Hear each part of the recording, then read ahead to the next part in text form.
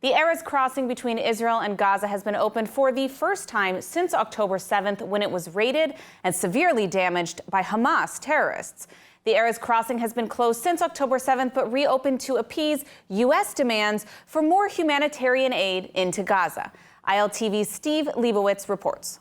Israel reopened the Erez crossing into Gaza following U.S. demands to do more to address the growing humanitarian crisis in the enclave. The entry of humanitarian aid through the Erez crossing was made possible after engineering works were carried out in the area following extensive damages during the Hamas rampage on October 7th.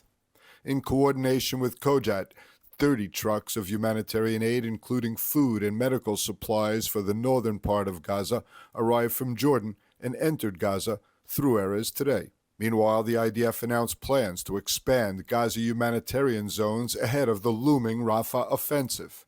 Areas stretching from southern Gaza to the center along the coast were set aside for civilian shelter once ground forces move into the Hamas bastion in Rafah. The IDF signaled it was prepared to immediately launch its planned offensive into Rafah while expanding nearby areas for civilians to find shelter amid rampant concern over the fate of the 1.3 million Palestinians crowded into the city. The IDF has estimated that some 150,000 Palestinians have already moved out of Rafah to the Khan Yunis area after the military withdrew from there last month. The push into Hamas's major last stronghold is expected if the hostage-for-truce deal falls through. Israel says it will direct civilians to leave Rafah for the humanitarian zones once fighting on the ground in the city begins.